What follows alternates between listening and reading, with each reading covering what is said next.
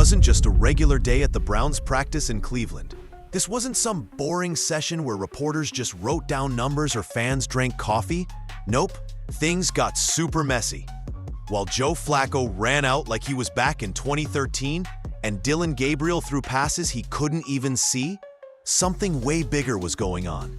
Shedeur Sanders was quietly showing everyone he's the best quarterback out there, and everybody watching could totally tell. But even though Shaduer threw perfect passes and stayed super calm in the pocket, he was still stuck low on the team's list. Why? That question got a whole lot bigger when the Browns owner, Jimmy Haslam, said he didn't even want Shaduer on the team.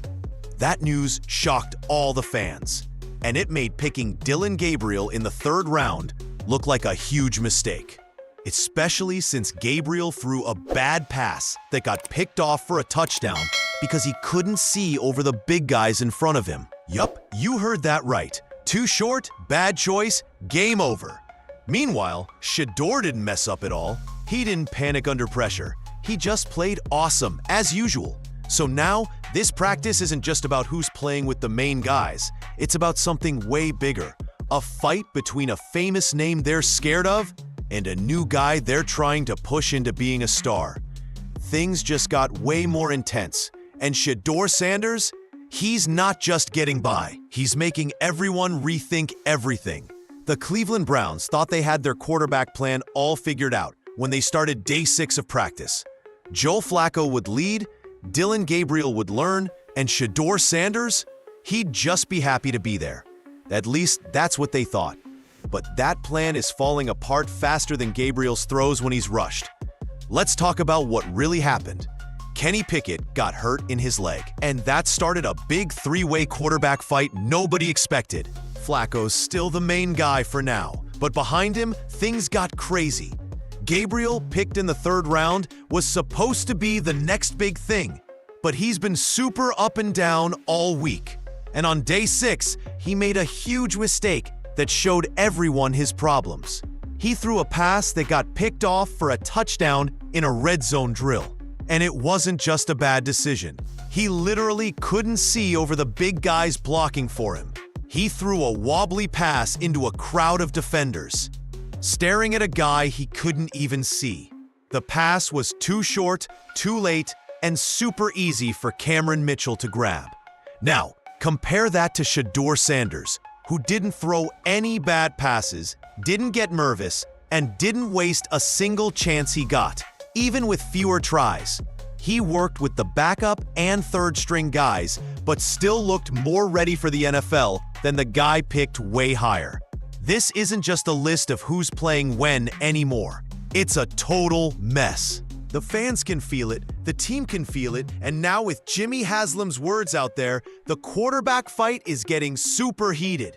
Joe Flacco did what he always does. He kept things simple, ran the plays, and played like a guy who knows he's not the star anymore, but maybe still good enough to keep things steady. He started the day with a rough session. A false start, almost got sacked, and threw the ball away under pressure. But nobody cared too much because he's the old pro. He got better in one drill, hitting all 4 passes, then went 2 for 4 in the last big drill, even running a bit to get the team excited. But while Flacco is being his usual self, Dillon Gabriel was totally falling apart. He had some okay moments, sure, like a nice pass to Deontay Johnson and some good plays early on. But when things got tough, Gabriel couldn't handle it. With just seconds left in a red zone drill, he dropped back, looked around, and threw right into a bunch of defend. It wasn't even close to being a good throw. He didn't get the ball high enough, didn't throw it far enough, and honestly, he probably didn't even see the guy waiting to catch it. Gabriel's listed as 5'11", but behind those huge 6'5" blockers, he might as well have been invisible. Cameron Mitchell happily grabbed the bad pass, and now everyone's doubting if Gabriel can really run an NFL team. But here's the big deal. While everyone was watching Flacco and Gabriel, Shedeur Sanders was having his best day yet. No mistakes, quick decisions, and acting like a pro. Let's be real, Shedeur Sanders is getting a super unfair deal in this whole NFL practice thing right now. While Gabriel keeps getting chances even though he messes up a ton, Shedeur hasn't even gotten to play with the main team once. Not even one time. But he's clearly the best quarterback out there, besides maybe Flacco. On day 6, Shedeur started his drills with 2 awesome passes. He moved up in the pocket like he'd been doing it forever, hitting Gage Larvadane on a perfect pass that got everyone talking. No waiting, no dancing around, just look, plant, throw. And when the red zone drill came, he didn't back down. He stayed strong even when the backup blockers couldn't protect him. He got sacked once, yeah. But anyone could see it wasn't his fault. The blockers gave up way too fast. Still, he ended the day with no mistakes and better calm than Gabriel. And even better vision than Flacco had early on. And still, nothing. No move up, no coach saying good job, no chance to play with the main guys. Just quiet. But now we know why. When Browns owner Jimmy Haslam talked to reporters, he made it super clear he didn't want Shedeur on the team. That got everyone on social media super mad. It looks really bad. Shedeur's talent is so obvious, but the respect he should get is being blocked by team politics and pride. Things got even worse when Haslam talked to the press. When Jimmy Haslam stepped up to talk on day 6, nobody thought it'd be a big deal. It was supposed to be a normal chat, some stadium talk, some football stuff, then back to practice. But what he said shook up all of Cleveland. When asked about the quarterbacks, Haslam dodged talking about Shedeur and straight up said he didn't want him picked. Think about that. The team's owner said he didn't agree with drafting the most exciting new player on the team. That turned a normal practice battle into a huge drama because now the Gabriel pick looks even dumber. You've got Shedeur, a 5th-round pick, doing way better than expected, showing he's ready for the NFL with great control and patience. Then you've got Gabriel, a 3rd-round pick who threw a bad pass because he couldn't see over his blockers. And yet, Gabriel's the one getting to play with the second team and getting easy treatment from the media. That's not a plan. That's just politics. Haslam saying he didn't want Shedeur made it worse. It made it seem like Shedeur was a pick nobody at the top wanted, while Gabriel was their favorite by default. But on the field, it's the total opposite. Sanders is working hard, playing with worse players, showing he's mature and still shining. So why aren't the coaches giving him a chance? Are they stuck trying to prove a bad pick was right? But if you think Shedeur's slowing down, you're so wrong. While the Browns bosses play games and fans are confused, Shedeur Sanders just keeps working hard. No whining, no pointing fingers, just playing football. And it's starting to feel like the only people who don't see it are the ones paid to see it. On day 6, Shedeur didn't get to play with the main team again, but he got another chance to show he can handle anything. Playing with a random group of backup and 3rd-string players, Shedeur showed he's got NFL-level skills. His footwork was on point. His passes were spot on. His decisions were better than Gabriel's. And maybe even better than Flacco's early plays. And here's what's got everyone talking. Shedeur's doing more with less. Gabriel gets great receivers and good protection, but still threw a bad pass for a touchdown the other way. Flacco gets time and blockers. Shedeur? He's dodging pressure from backup blockers and still making smart plays. There's a reason he hasn't thrown a single bad pass in practice. That's not luck. That's being really good. More and more players are starting to notice. People around the team say the older players like how calm he is. Some even want to see him play with the main guys. It's only a matter of time before fans start yelling for him at practices.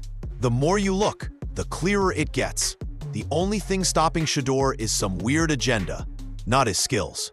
And inside the team, some players might already be quietly rooting for him.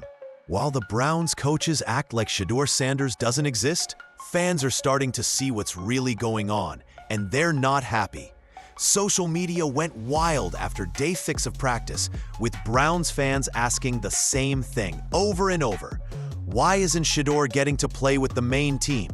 Videos of his perfect pass to Gage Larvadane are spreading fast. Fans are talking about his footwork, his cool-headedness, his moves in the pocket, and comparing it to Dylan Gabriel's bad throw, and the difference is super embarrassing. It's not even close.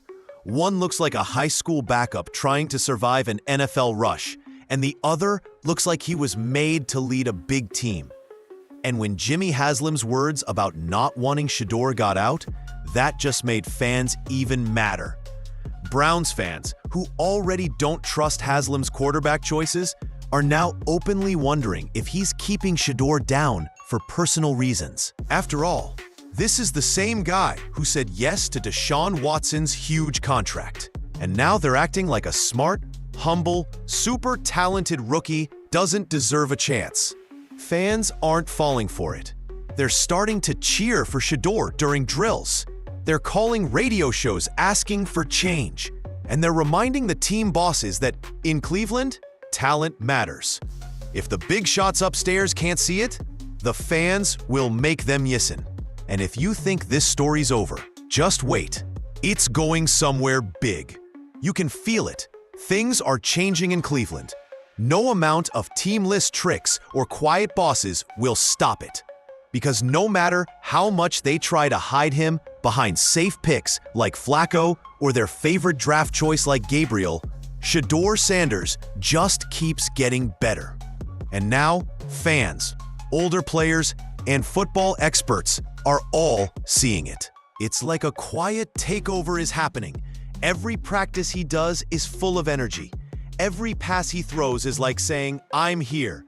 Every interview shows he's calm and professional. He's not asking for attention or complaining about fairness. He's doing something way more powerful. He's earning everyone's respect. Meanwhile, Dylan Gabriel is struggling big time. That bad pass on day 6 wasn't just a mistake. It was like a sign of everything wrong. A sign of a team that cared more about who they picked than how they play. A sign of bosses trying to make a bad choice look good. A sign of everything messed up with how the Browns are handling this quarterback fight. And Joe Flacco? He's steady, trustworthy, but he's also just keeping the seat warm. This isn't his team's future. The future's already here, and his name is Shedeur Sanders. So the question isn't if Shaduer takes over, it's when. And when he does, it won't be because someone gave it to him. It'll be because he earned it, one practice at a time, one pass at a time, one moment at a time. Cleveland didn't want a quarterback drama, but now they've got a quarterback uprising, and he's wearing number 12.